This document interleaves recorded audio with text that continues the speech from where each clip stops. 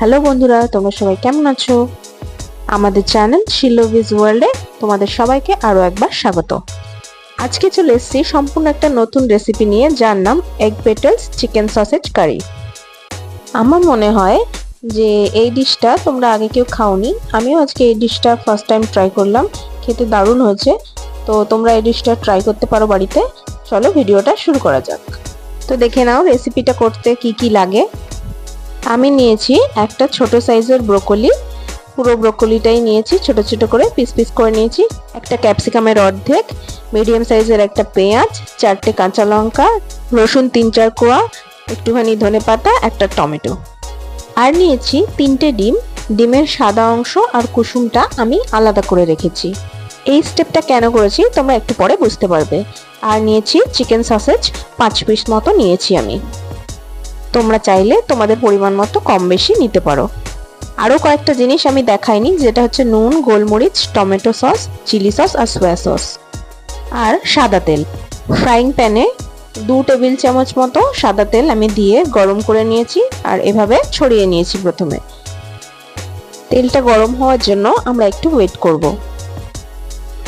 তেলটা গরম হয়ে এলে ডিমের কুসুমটাকে একটু সামান্য নুন দিয়ে ফেটিয়ে নিয়ে, আমি যেভাবে এরকম চামচে করে ডিমের কুসুমটা দিচ্ছি, এইভাবে প্রথমে তেলের মধ্যে ডিমের কুসুমটাকে দিয়ে দেবো। কুসুমগুলোকে দেখতে ঠিক ফুলের পাপড়ির মতো লাগবে, সেই কারণে আমি এই রেসিপিটির নামে এগ পেটালস কথাটা রেখেছি। এরপরে সসেজগুলোকে ছোট ছোট করে কেটে নিয়ে সেই ছোট ছোট টুকরোগুলো আমি ওই এগ পেটালসের ওপর বসিয়ে দিয়েছি। আরও এরকমভাবে যেই প্রসেসটা দেখালাম সেই প্রসেসটা রিপিট করে আমি এগ পেটালসগুলোর ওপর সসেজগুলো বসিয়ে নিচ্ছি।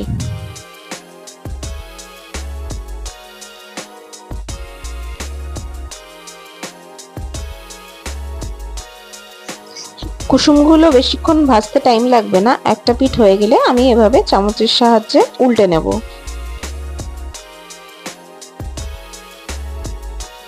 এগ পেটালসগুলোকে এপিট ওপিট করে সসেজ সহ দুপিটেই ভালো করে ভেজে নেব।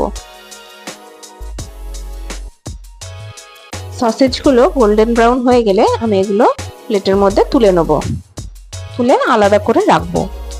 ডিমের বাকি কুসুম আর বাকি সসেজগুলো সেম ভাবে ভেজে নেব।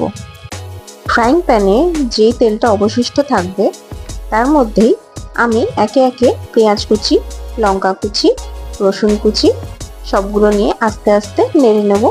তারপর তার মধ্যে অ্যাড করে দেবো টমেটো কুচি আর ক্যাপসিকাম কুচি, সেগুলো দিয়েও আস্তে আস্তে আরেকবার নাড়তে থাকবো। এরপর আমি ব্রোকলিগুলো দিয়ে দেব। ব্রোকলিগুলো অ্যাড করা হয়ে গেলে সব সবজিগুলো আমি একসাথে ভালো করে নেড়ে নেব। তারপর পরিমাণ মতো নুন আমি অ্যাড করে দেবো। নুনটা আমি প্রথমে 1 চামচ দিলাম, পরে লাগলে অ্যাড করব, না লাগলে অ্যাড করব না, এটা আপনারা স্বাদ মতো নেবেন। তারপর আমি এটাকে নুনটাকেও ভালো করে নেড়ে নেবো সবজিগুলোর সাথে। এরপর ব্রোকলিগুলো ভালো করে সিদ্ধ হওয়ার জন্য আমি গ্যাসটাকে সিমে করে 5-7 মিনিট মতো চাপা দিয়ে দেবো। 5-7 মিনিট হয়ে গেছে। এরপর ঢাকনা খুলে আমি একে একে অ্যাড করে দেবো চিলি সস, তারপর দেবো সোয়া সস। চিলি সস আর সোয়া সস দেওয়া হয়ে গেলে আমি এটাকে সব সবজিগুলোর সাথে ভালো করে মিক্স করে নেব। এরপরে আমি অ্যাড করে দেবো টমেটো সস। আমি এখানে 1 টেবিল চামচ মতো টমেটো সস অ্যাড করলাম। তারপর সেটাকেও আমি এই সবজিগুলোর সাথে ভালো করে মিক্স করে নিচ্ছি। সবজিগুলোকে 2-3 মিনিট নাড়াচাড়া করার পর আমি এর মধ্যে জল অ্যাড করে দেবো। আমি প্রথমে 3 বাটি মতো জল অ্যাড করলাম, পরে লাগলে আরও জল অ্যাড করে দেবো। আমার কাছে কয়েকটা সসেজের পিস এক্সট্রা ছিল, তাই আমি সেগুলোও এর মধ্যে অ্যাড করে দিয়েছি। একটু জলটা ফুটে গেলে সবজিগুলো সমেত আমি এটাকে আবার কভার করে দেবো। এবারেও আমি 5-7 মিনিটের জন্য কভার করে রাখলাম, দিয়ে গ্যাসটাকে সিমে করে দিলাম। এরপর 5-7 মিনিট পর হয়ে গেলে আমি এটা কভারটা আনকভার করে নিয়ে আমি দেখবো এটা সেদ্ধ হয়ে গেছে কিনা। ব্রোকলিটা অলমোস্ট সেদ্ধ হয়ে গেছে। এরপর আমার কাছে বাটিতে আলাদা করে রাখা যে ডিমের সাদা অংশটা ছিল সেটা আমি অ্যাড করে দিলাম। অ্যাড করে দিয়ে স্প্যাচুলাটা এভাবে চালাতে থাকবো যাতে ডিমের সাদা অংশটা জলের মধ্যে পুরো ভালোভাবে মিশে গিয়ে গ্রেভি গ্রেভি হয়ে যায়।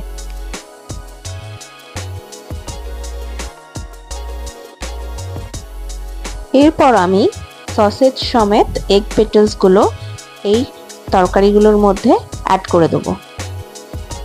তারপর সমস্ত ইনগ্রেডিয়েন্টস গুলোকে ভালো করে মিশিয়ে নেব। এখন আমি অ্যাড করে দিচ্ছি ধনেপাতা। ধনেপাতার ফ্লেভারটা এই রেসিপিটার সাথে দারুণভাবে যায়। সবশেষে আমি অ্যাড করে দিলাম গোলমরিচের গুঁড়ো। আমি এখানে 1 টিস্পুন মতো গোলমরিচের গুঁড়ো ইউজ করেছি।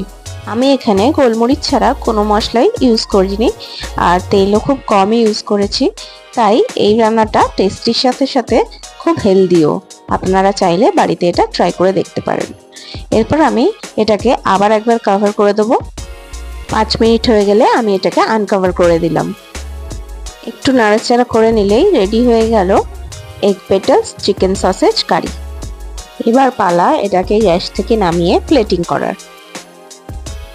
এগ পেটালস চিকেন সসেজ কারি একদম রেডি। কি দেখে জিভে জল আসছে তো? আপনারা এটা বাড়িতে ট্রাই করে অবশ্যই কমেন্টে আমাকে জানাবেন যে এটা কেমন খেতে হয়েছে। ভিডিওটা ভালো লাগলে লাইক, কমেন্ট ও শেয়ার করবেন। আর নতুন বন্ধুরা আমাদের চ্যানেল শিল্লভিজ ওয়ার্ল্ডকে সাবস্ক্রাইব করে দেবেন। দেখা হবে পরের কোনো ভিডিওতে আরও নতুন নতুন রেসিপি নিয়ে। ততক্ষণের জন্য টাটা। ভালো থাকুন, সুস্থ থাকুন আর নতুন নতুন রেসিপি ট্রাই করতে থাকুন।